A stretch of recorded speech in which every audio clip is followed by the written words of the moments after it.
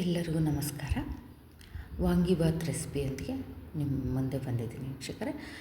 ಮೊದಲಿಗೆ ಒಂದು ಸರಿ ವಾಂಗಿಬಾತು ಈ ಒಂದು ಸೀಸನಲ್ಲಿ ಬಟಾಣಿ ಅವರೆಕಾಳು ಸಿಗೋ ಸೀಸನಲ್ಲಿ ಒಂದು ವಾಂಗಿಬಾತ್ ಮಾಡಿ ತೋರಿಸಿದ್ದೀನಿ. ನಮ್ಮ ಚಾನಲ್ಗೆ ಹೋಗಿ ಸರ್ಚ್ ಮಾಡಿದರೆ ನಿಮಗೆ ಸಿಗುತ್ತೆ. ಮಾಮೂಲಿ ಬಾಣಲಿ ಇಟ್ಕೊಂಡು ಕಡಲೆಬೇಳೆ, ಉದ್ದಿನಬೇಳೆ, ಹಸಿಮೆಣಸಿನ್ಕಾಯಿ ಸೀಳ್ಬಿಟ್ಟು ಹಾಕ್ಕೊಳ್ಳಿ. ಹಾಗೆ ಅದಕ್ಕೆ ನೀವು ಕ್ಯಾಪ್ಸಿಕಮ್ ಆದ್ರೂ ಹಾಕಿ ಮಾಡ್ಬೋದು. ಈರುಳ್ಳಿ, ನೀವು ವ್ರತಕ್ಕೆ ಪೂಜೆ ದಿನ ಮಾಡ್ತೀನಿ ಅಂದರೆ ಈರುಳ್ಳಿ ತೆಗೆದುಬಿಡಿ. ಓನ್ಲಿ ಬದನೆಕಾಯಿ, ಕ್ಯಾಪ್ಸಿಕಮ್ ಹಾಕಿ ಮಾಡಿ. ಆಮೇಲೆ ಬೇಸಿಗೆ ಟೈಮಲ್ಲಿ ಬದನೆಕಾಯಿ, ಈರುಳ್ಳಿ ಹಾಕಿದರೆ ಬಾಕ್ಸಿಗೆ ತೊಗೊಂಡೋದ್ರೆ ಅದು ಸ್ಮೆಲ್ ಬರುತ್ತೆ ಅಂತ ಸಹ ಹೇಳ್ತಾರೆ. ಈ ಥರ ಮನೇಲಿದ್ದಾಗೆ ಅಥವಾ ಮನೇಲಿ ಮಾಡ್ಕೋಬೇಕಂದ್ರೆ ಇವೆಲ್ಲ ಹಾಕಿಬಿಟ್ಟು ಮಾಡಿ ತುಂಬ ಚೆನ್ನಾಗಿರುತ್ತೆ. ನಾನೇನು ಹೆಚ್ಚಾಗಿ ಈ ಒಂದು ಇದಕ್ಕೋಸ್ಕರನೇ ಪುಡಿ ಮಾಡಿಕೊಂಡು ರೆಡಿ ಮಾಡ್ಕೊಳ್ಳೋದೆಲ್ಲ ಏನೋ ಮಾಡಲ್ಲ.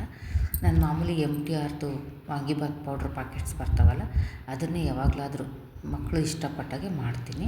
ಇದು ಎಲ್ಲದನ್ನೂ ಎಣ್ಣೆಲಿ ಚೆನ್ನಾಗಿ ಫ್ರೈ ಮಾಡ್ಕೊಳ್ಳಿ. ಬದನೆಕಾಯಿ ಎಳೆದು, ಕ್ಯಾಪ್ಸಿಕಮ್ಮು, ಆಮೇಲೆ ಟೊಮೆಟೊ ಹಾಕೋದು ಏನಕ್ಕಪ್ಪ ಅಂದರೆ ಅದೊಂದು ಹುಳಿ ಹಿಂಡ್ತೀವಿ. ಹುಳಿ ಹಿಂಡ್ತೇ ನಾವು ಟೊಮೆಟೊನೂ ಸ್ವಲ್ಪ ಗಟ್ಟಿ ಟೊಮೆಟೊ ಇದ್ದರೆ ಚೆನ್ನಾಗಿರುತ್ತೆ. ನಾನು ಒಂದು ಟೊಮೆಟೊ ತಗೊಂಡು ಹಾಕಿ ಮಾಡಿದ್ದೀನಿ. ಉಪ್ಪೆಲ್ಲ ಹಾಕ್ಬಿಟ್ಟು ಇದನ್ನು ಸ್ವಲ್ಪ ಮುಚ್ಚಿಟ್ಟು ಸಿಮ್ಮಲ್ಲೇ ಬೇಯಿಸ್ಕೋಬೇಕು. ಇದನ್ನು ಚೆನ್ನಾಗಿ ಬೇಯಿಸ್ಕೊಂಡು ಆ ನಂತರ ಇದಕ್ಕೆ ನೀವು ಎಣ್ಣೆ ನೋಡ್ಕೊಳ್ಳಿ. ಸ್ವಲ್ಪ ಎಣ್ಣೆ ಇದ್ರೇ ಇದು ವಾಂಗಿಬಾತು ಚೆನ್ನಾಗಿರುತ್ತೆ. ತುಂಬ ಡ್ರೈ ಇದ್ದರೆ ಚೆನ್ನಾಗಿರಲ್ಲ.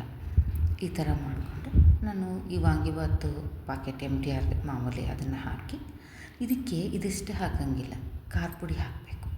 ಖಾರದ ಪುಡಿ, ಆಮೇಲೆ ಅರಿಶಿನ ನಾವು ಹಾಕಿಬಿಟ್ಟು ಚೆನ್ನಾಗಿ ಇನ್ನೂ ಸ್ವಲ್ಪ ಎಣ್ಣೆ ಬೇಕಾ ಅಂತ ನೋಡಿ ಸಿಮ್ಮಲ್ಲಿ ಇಟ್ಕೊಂಡೆ ಚೆನ್ನಾಗಿ ಇದನ್ನು ಹುರಿಬೇಕು.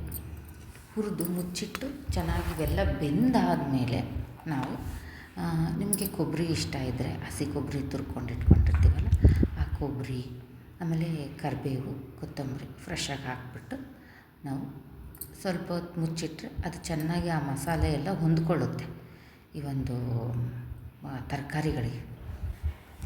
ಬದನೆಕಾಯಿ ಕೆಲವರು ಉದ್ದಂದು ಹಾಕ್ತಾರೆ, ಕೆಲವರು ಗುಂಡಂದು ಹಾಕ್ತಾರೆ. ಅದಕ್ಕಿಂತ ಉದ್ದ ಬದನೆಕಾಯಿ ನಾವು ಮೈಸೂರು ಬದನೆಕಾಯಿ ಅಂತ ಕರಿತೀವಿ. ಆ ಬದನೆಕಾಯಿ ಹಾಕಿದರೆ ಚೆನ್ನಾಗಿರುತ್ತೆ.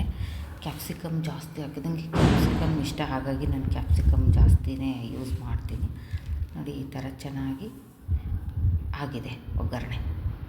ಈ ಟೈಮಲ್ಲಿ ನಾವು ಅನ್ನ ಏನು ಮಾಡಿ ತಣ್ಣಗೆ ಮಾಡಿಕೊಂಡು ಉದುರಾಗಿ ಅನ್ನ ಮಾಡ್ಕೊಂಡು ಇಟ್ಕೊಂಡು ಚೆನ್ನಾಗಿ ಈ ಒಂದು ಮಸಾಲೆ ಪ್ರತಿಯೊಂದು ಅನ್ನದಗಳಿಗೂ ಅಂಟಬೇಕು.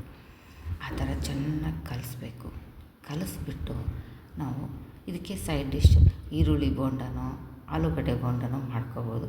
ನಮ್ಮ ಮನೇಲಿ ಯಾವಾಗಲೂ ಹಪ್ಪಳ ಕರ್ಕೊತೀವಿ. ಹಪ್ಪಳ ಹೊಸ ಉಪ್ಪಿನಕಾಯಿ ಜೊತೆ ಸರ್ವ್ ಮಾಡಿದ್ದೀನಿ.